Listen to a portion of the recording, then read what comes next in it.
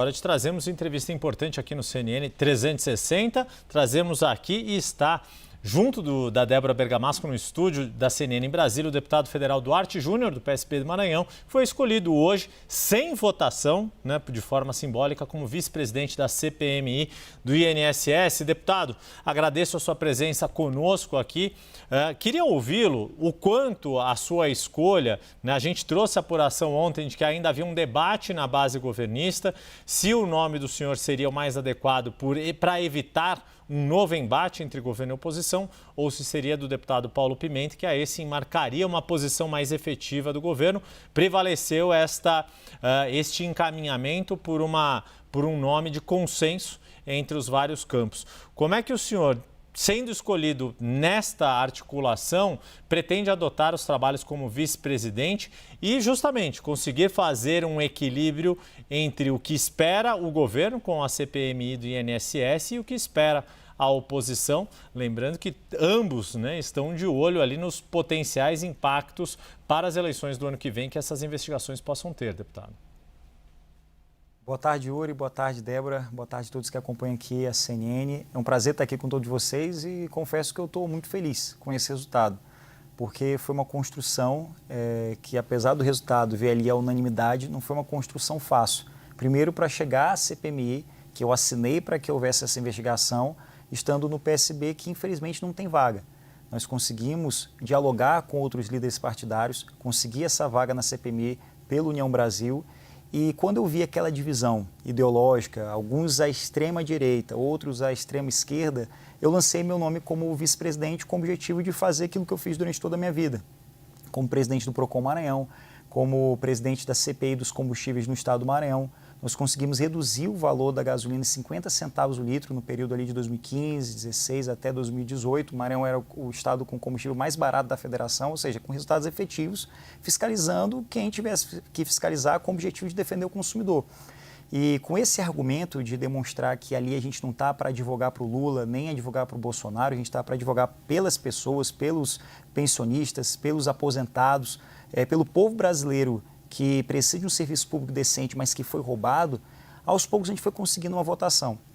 Num determinado momento, a base do governo pediu que eu retirasse a minha candidatura. Eu insisti na minha candidatura exatamente com essa argumentação de que a gente precisa de uma investigação séria e técnica. Num determinado outro momento, a ministra Gleisi orientou a bancada de apoio ao governo, a bancada governista, que retirasse a candidatura do deputado federal Paulo Pimenta, que vai ser responsável por coordenar os trabalhos ali da base do governo.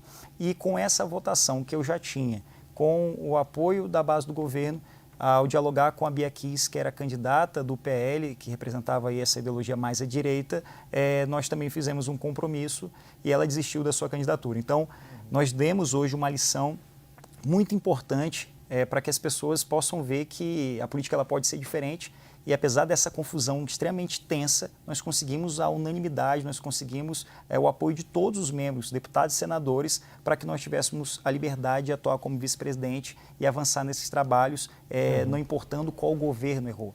A gente não está aqui para fiscalizar um governo, para investigar um governo. A gente está aqui para combater, para identificar e colocar atrás das grades essa instituição criminosa, essa quadrilha que roubou os consumidores brasileiros. Deputado, obrigada por estar aqui conosco. Boa tarde para o senhor. Gostaria, então, que o senhor fizesse uma avaliação sobre a sessão de hoje, os trabalhos que foram abertos hoje. Qual a sua avaliação? A gente sabe que tem cerca de 1.000 requerimentos ali, os parlamentares estão bem atuantes, nem começou, já tem 1.000 requerimentos. E aí houve algumas aprovações hoje de convites, convocações. O clima, enfim, tudo. Como é que o senhor avalia, então, esse primeiro dia de trabalho? Avalio de forma positiva. O plano de trabalho apresentado pelo relator teve ali algumas contribuições, mas já chegou de uma forma que tanto a oposição quanto a situação entenderam como muito positivo o plano de trabalho. A tendência é que seja um período de exaustiva investigação, porque teremos reuniões às segundas e quintas-feiras, talvez mude o dia da semana, mas a tendência é que ocorram 2 encontros a cada semana.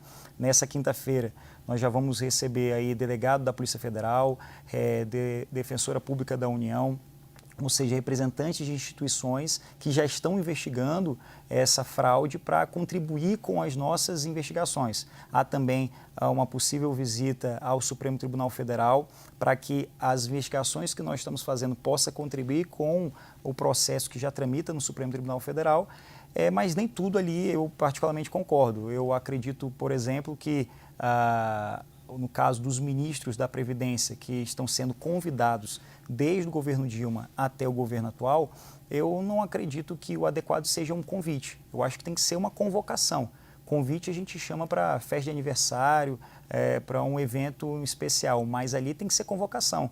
Porque quando a gente está falando, por exemplo, de uma pessoa com deficiência, de uma mãe atípica, elas estão sendo convocadas a irem até o INSS para fazer uma reavaliação de algo que não faz sentido reavaliar. Pessoas com autismo, pessoas com trissomia do cromossomo 21, pessoas que têm deficiências permanentes, não tem por que serem convidadas, ou melhor, convocadas a ir ao INSS para fazer uma reavaliação de algo que não vai mudar. E o que está acontecendo hoje é exatamente isso. E isso está acontecendo para tentar tirar um direito que é garantido, um direito que essas pessoas têm, exatamente por causa desse rombo do INSS. É por essa razão que ali a nossa intenção é de fazer, de fato, uma investigação firme, identificar e punir com todo o rigor que a lei prevê aqueles que o praticaram, garantir a restituição e ir além da restituição do valor a todos esses consumidores. Nós vamos buscar também ter encaminhamentos legislativos. A exemplo, a ampliação da investigação para a questão do empréstimo consignado. O Banco Central, de 2019 para cá, mudou as suas resoluções, mudou as suas regras. E essas regras postas pelo Banco Central são mais severas, mais criminosas do que o INSS vinha fazendo. Porque nós não sabemos quais são os valores que são hoje descontados da minha conta, da sua conta, da conta de quem está aqui no estúdio.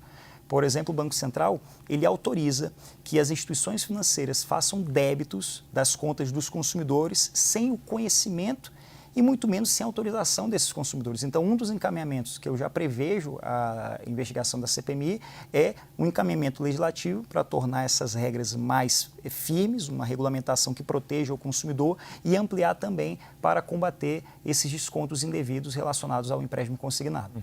Deputado, deixa eu trazer o Pedro Venceslau, nosso analista de política baseado aqui em São Paulo, para também participar na entrevista com o deputado Duarte Júnior, eleito hoje, escolhido, na verdade, hoje, de forma unânime, vice-presidente da CPMI do INSS. Pedro Venceslau. Deputado, boa tarde.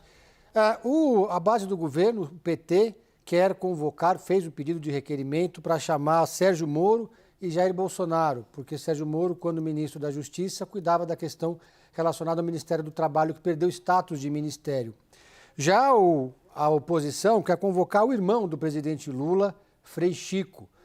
O senhor defende essas duas convocações, de Bolsonaro, Sérgio Moro e de Frei Chico? Olha, essas convocações, para agora, pelo menos para esse momento, elas têm a mesma inutilidade. Convocação do Bolsonaro, convocação do irmão do presidente Lula, convocação do ministro da Justiça, para esse momento não faz muito sentido. Por etapas é que a gente vai avançar com uma investigação séria que vai chegar a algum resultado. Exemplo, qual é a cronologia? Primeiro, a participação dos órgãos que já estão fiscalizando. Requerimento de informações, para que a gente, de posse dessas informações, possa fazer uma oitiva, possa questionar, trazer questionamentos que de fato façam sentido. A outra etapa é ouvir todos os ministros da Previdência, desde 2011, do governo Dilma, até agora. Ou seja, passando por todos esses governos. Se alguém questionar por que não antes do governo Dilma, porque ocorre o efeito da prescrição, que é o que a lei penal prevê. Ou seja, se a gente identifica um crime que aconteceu ali no ano de 1994, 95, porque esses descontos, infelizmente, eles fazem parte da história do INSS, a gente, apesar de identificar que alguém cometeu um crime nesse período, não vai poder punir, não vai poder garantir a restituição desse cidadão, desse consumidor, desse beneficiário, porque ocorre o efeito da prescrição, ou seja, a perda do direito de ação, a perda do direito de punir, a perda do direito de garantir a restituição de quem foi lesado. Então, por isso, o período é uma escolha técnica, de 2011 até os dias atuais. O primeiro passo é convocar todos os ministros da Previdência, que trocaram para um convite. O segundo passo, convocar todos os presidentes do INSS, não importa de qual partido, não importa de qual governo. De posse dessas informações, a gente vai encaminhar para outras convocações, para outros requerimentos de informação, e aqui eu destaco que eu já conversei tanto com o presidente quanto também com o relator. Uma prioridade que eu entendo máxima e urgente é convocar o Antônio Antunes, que é o conhecido como careca do INSS. Veja, enquanto alguns ficam nessa briga boba de direita e esquerda, uma briga de dizer que a culpa é do Bolsonaro, que a culpa é do Lula, o careca do INSS está aí, vendendo carros que foram adquiridos, ao que tudo indica, com dinheiros fruto do rombo do INSS, está comprando uma mansão na Flórida, está com seu passaporte limpinho, com possibilidade de abandonar o Brasil e fugir para qualquer lugar do mundo a qualquer momento. E é esse o meu papel na CPMI, mostrar que maior do que as nossas diferenças tem que ser a nossa vontade de defender os aposentados, tem que ser a nossa vontade de combater a corrupção, tem que ser a nossa vontade de garantir a restituição dos valores que foram roubados do povo brasileiro. Como o senhor disse aqui quando o senhor chegou no estúdio, para que não acabe em pizza, né, deputado? Nós conversamos com o deputado federal Duarte Júnior, do PSB do Maranhão, que foi escolhido hoje vice-presidente da CPMI do INSS. Deputado, muito obrigada pela sua presença, pela sua entrevista. Eu que agradeço a oportunidade a todos vocês da CNN, agradeço a oportunidade de dar luz a essa investigação para que as pessoas possam cada vez mais conhecer, exigir os seus direitos, cobrar os seus parlamentares, para que essa investigação ela possa sim garantir a restituição de todos esses valores e colocar atrás das grades, punir com todo rigor, com uma pena de caráter punitivo, coercitivo e pedagógico aqueles que descumpriram os seus fazeres e acabaram lesando os cidadãos brasileiros.